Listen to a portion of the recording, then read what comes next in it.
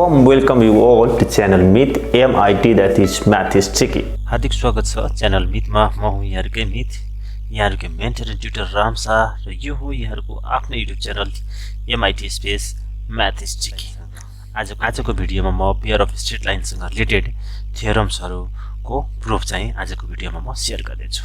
Okay, so pair of straight लाइनमा भएका जति पनि फर्मुलाहरु छन् त्यसको प्रुफ पनि एक्जाममा सोधिरा हुन्छ। ओके, त्यो थियोरमहरु पनि सोध्छ, त्यसको प्रुफ चाहिँ आजको भिडियोमा हामी शेयर गर्ने छौं। त्यही भएर अन्तसम्म हाम्रो भिडियो हेर्नु होला। ओके, सो हामीसँग जोडिन चाहनुहुन्छ भने फेसबुक मार्फत जोडिन सक्नुहुन्छ। फेसबुक मार्फत जोडिनलाई हामीले रामसा भनेर सर्च गर्नुस्, फलो गर्नुस्। त्यसरी नै हाम्रा भिडियोहरु टिकटक मार्फत हेर्न सक्नुहुन्छ। हामीसँग टिकटक मार्फत जोडिन सक्नुहुन्छ। ramsa.official 1234 हाम्रो टिकटक आइडी रहेको छ भने हाम्रो फेसबुक पेज र ग्रुप पनि रहेको छ MIT space math is tricky. So पेजलाई लाइक गर्नुस्, ग्रुप जोइन गर्नुस् र बढी भन्दा बढी फाइदा लिनुस्। भिडियो मन परेछ भने पक्कै पनि साथीकोमा शेयर गर्नु होला है त। लागौं आजको फर्स्ट स्लाइड तर्फ। सो यहाँहरुको लागि हामीले स्क्रिनमा फर्स्ट स्लाइड राखिसकेका छौं, हेर्न सक्नुहुन्छ। ओके, सो फर्स्टमा हामी चाहिँ आजको फर्स्ट स्लाइडमा हामीले लिएका छौं the homogeneous equation of second degree ax square plus 2hxy plus by square equals 0। यो जुन छ नि, यसले always it gives a pair of straight lines passing through के त origin। यो हामीले प्रुभ गर्न लाग्यो। जुन होमोजेनियस इक्वेसन छ यसले जहिले पनि के दिन्छ रे, two lines passing through origin है त। त्यसको प्रुफ चाहिँ हामी फर्स्टमा चाहिँ यहाँलाई दिन्छौं है त। ल गरेर पनि बुझाउँछौं पनि। Okay, the homogeneous equation of second degree in x and y is के त ax square plus 2hxy plus by square equals 0। यो भयो हाम्रो।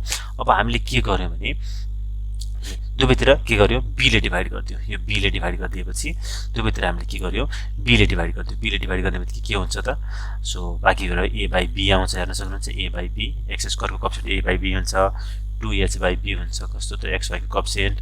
अनि त्यसपछि के हुन्छ, y स्क्वायर को अगाडि जुन b थियो त्यो b चाहिँ हटेर जान्छ, 1 हुन्छ। b by b भनेको 1 हुन्छ। त्यसरी हामीले अब फेरि के गर्यौं भने, अब यो हामीले चाहिँ सुरुमा के कन्सिडर गरेका छौं भने b नट इक्वल्स टु 0 है। b 0 नभएकोले गर्दाखेरि हामीले बोथ साइडमा b ले डिभाइड गर्यौं। त्यसपछि हामीले के गर्दियौ, dividing both side by x square. x square ले डिभाइड गर्नुभयो भने y square by x square हुन्छ। त्यो भनेको y बाइ x को होल स्क्वायर भयो।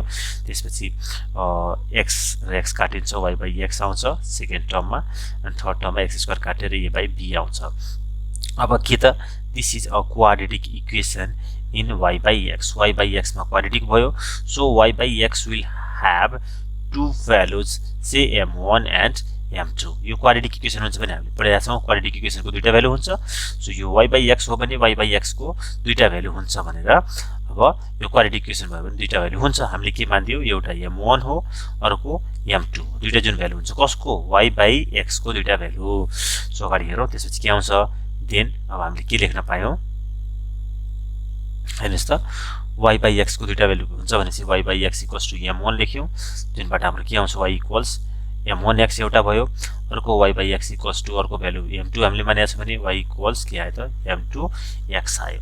अब यस्तो यो लाइन भनेको हेर्नुस् त, this is a line passing through origin. यो पनि के हो, this is a line passing through origin. त्यही भएर के लेख्यो भने both the straight lines passing through origin.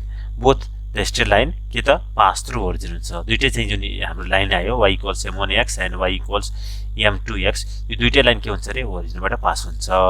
भनेपछि b is not equals to 0 भएको बेलामा दुईटा लाइन आउँछ जुन ओरिजिनबाट पास हुन्छ। यसले दुईटा लाइन दिने रहेछ। हामीले फर्स्ट केस के गर्यौं, b नट इक्वल्स टु 0। अब 0 भयो भने के हुन्छ, हेर्नुस् त, 0 भयो भने के हुन्छ, दुईटा लाइन दिन्छ कि दिँदैन। 0 हुनेबित्तिकै b 0 हुनेबित्तिकै हेर्नुस् त, b 0 हुनेबित्तिकै y वाला टर्म जान्छ, यो लास्ट वाला टर्म क्यान्सल हुन्छ। सो रिमुभ हुन्छ। त्यो भएपछि कति भयो त, ax square plus 2hxy equals 0 हुन्छ। अब के गर्नु, x कमन लिदिनुस्।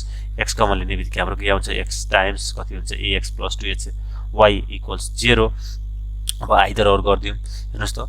त्यसपछि हेरौं के आउँछ। अब हामीले के गर्यौं, आइदर x इक्वल्स 0 और ax प्लस 2hy इक्वल्स 0 हुन्छ। यो पनि दुईटा लाइन हो, x इक्वल्स टु 0 अनि अर्को लाइन के त ax प्लस 2hy इक्वल्स 0।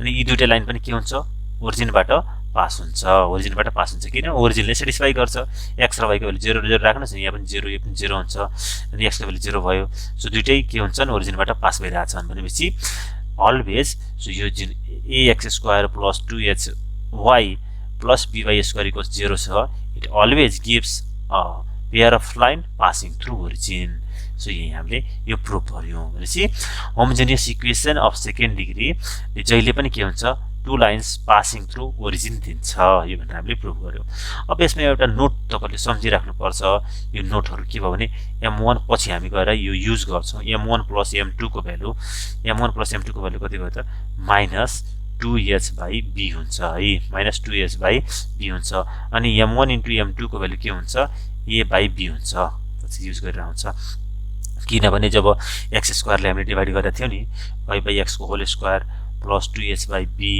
अनि टाइम्स y/x थियो + a/b = 0 थियो यसमा हामीले चाहिँ यो कन्डिसन हुन्छ भनेर सको यो भनेको कहाँबाट आएको हो त भने यो होमोजेनियस इक्वेसनलाई नै सिम्प्लिफाई गरेका थियौ पहिला के गर्यौं b ले डिभाइड गर्यौं त्यसपछि के गर्यौं x² ले डिभाइड गर्यौं अनि त्यसलाई सिम्प्लिफाई गर्दाखेरि भनेपछि यो होमोजेनियस इक्वेसनको केसमा homogeneous equation ax² + 2h xy + by² = 0 को केसमा जहिले पनि के हुन्छ m1 + m2 को भ्यालु हामी -2h/b लेख्न सक्छौं अनि m1 * m2 को भ्यालु के लेख्न पाइन्छ a/b लेख्न पाइन्छ यो चाहिँ तपाईहरुले सम्झिनु पर्छ एउटा नोटको रूपमा लेखिराख्नु होला पछि हामी युज पनि गर्छ है त ओके सो अब हामी अर्को एउटा थ्योरम छ पेयर अफ स्ट्रेट लाइनमा जुन भनेको त्यसको हामी प्रुभ गर्छौं angle between the line pair represented by ax² + 2h xy + by² = 0 अब यसले जुन दुईटा लाइन दिन्छ त्यो बीचको एंगल चाहिँ कसरी निकाल्ने है डाइरेक्ट त्यो फ्याक्टराइज नगरिकन डाइरेक्ट एंगल कसरी निकाल्ने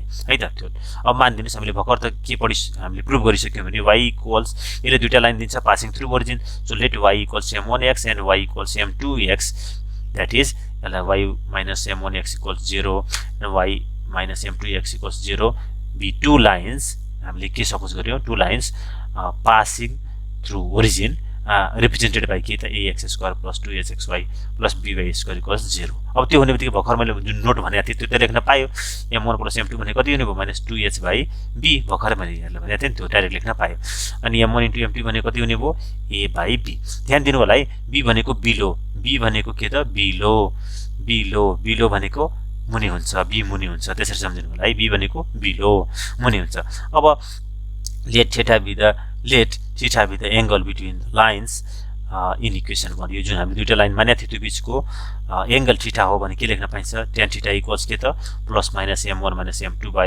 1 + m1 m2 यो भनेको दुईटा स्ट्रेट लाइन बीचको एंगल हो जुन हामीले के मानेका छौं y = m1x and y = m2x त्यो हो भने अब हामीले के लेख्न पायौं यसलाई सिम्प्लिफाई गर्छौं के लेख्न पायो भने tan theta equals यहाँ प्लस माइनस छँदै छ अब रुट भित्र m1 - m2 को होल स्क्वायर लेख्न पाइहाल्छ रुट भित्र m1 - m2 को होल स्क्वायर लेख्न पाइन्छ अब के गर्ने भने a - b को होल स्क्वायर को फर्मुला a - b को होल स्क्वायर को फर्मुला लेख्दै छौं a - b को होल स्क्वायर भनेको कति हो भने a - b को होल स्क्वायर तपाईले a + b को होल स्क्वायर - 4ab कति रे a + b को होल स्क्वायर -